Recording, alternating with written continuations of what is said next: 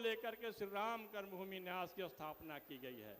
लेकिन यह तभी संभव होगा जब हमारे अंदर में जो विभ्रम पैदा करके हमारे मान मर्यादा, हमारे सामर्थ्य के प्रति जो अविश्वास पैदा करके और भारत को खंडित करने, भारत को कमजोर करने का जो प्रयास किया जा रहा है, उसका निदान ढूंढना होगा। उसके लिए उपक्रम खड़े करने पड़ेंगे।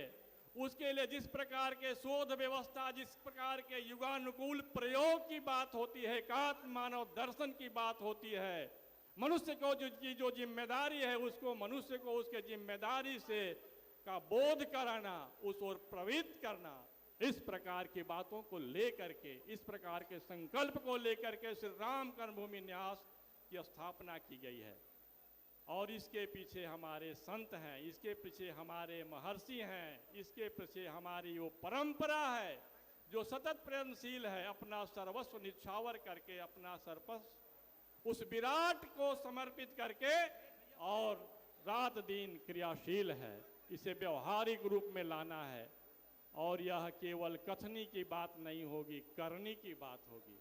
और करने के लिए जिस प्रकार के शरीर होते हैं, हमारा काम करने के लिए, हमें देखने के लिए आँख मिला है, रक्षा करने के लिए इस प्रकार के और कार्य करने के लिए हाथ मिला है, चलने के लिए पैर मिला है, तो उसी प्रकार से ये जो संकल्प है, जो विराट का संकल्प है, इसे पूर्ण करने के लिए श्री राम कर्मभूमि नामक एक शरीर की रचना हुई है, जिसकी आत्मा तो भारत की पराविद्या है, भारत की ब्रह्म विद्या है।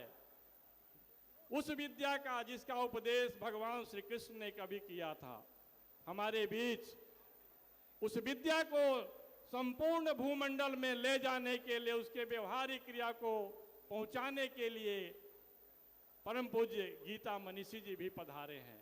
मतलब राम का विस्तार त्रेता युग से द्वापर युग से कल युग तक हो। और प्रश्न करते हैं लोग कि आप राम की बात करते हैं, लेकिन आपने परशुराम को आगे किया है, परशुराम को आगे करना है। तो परशुराम कौन है? रामो विग्रहवान धर्म, और परशुराम क्या है? न्याय विग्रह है। और श्री कृष्ण क्या है? पुरुषार्थ विग्रह है।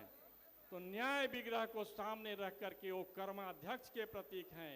एको देव सर्वभूतेषु गूढ़ सर्वव्यापी सर्वभूत अंतरात्मा कर्माध्यक्ष सर्वभूताधिवास साक्षी चेता केवलो निर्गुणस्य।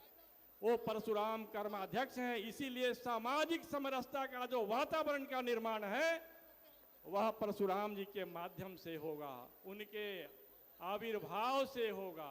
क्योंकि जब सनातन पर संकट होता है तो हमारे जो प्रथम आचार्य, हमारे जो आदि शंकर हैं, हिमालय की प्रवास करते हैं। जब अध्ययन आप करेंगे तो आप पाएंगे कि उन्होंने पहले परशुराम सिद्धि की, इसके बाद हिमालय में प्रवास किया, वहां रह करके साधना की, और साधना करने के बाद उस सामर्थ्य को प्रकट किया, फिर से प्रकट किया, और दिग्विजय अभियान। समस्त संत वृंद के श्री चरण कमलों में साष्टांग दंडवत प्रणाम तथा आज के इस दिव्य कार्यक्रम के आयोजक हम सबके सम्मानीय श्रीमान अश्विनी चौबे जी का सादर अभिवादन करता हूं।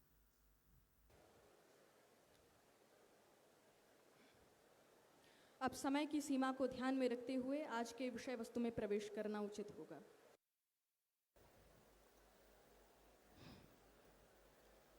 जिस पावन भूमि को साक्षात ईश्वर की भी माता कहलाने का गौरव प्राप्त हुआ, और ऐसी पावनता कि जहां स्वयं पतित पावन भी अवतरित हो गए,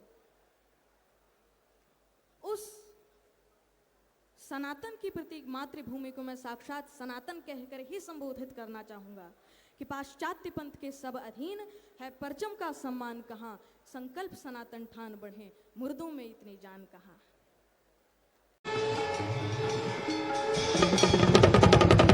दोनों हाथ उठा के बोलिए।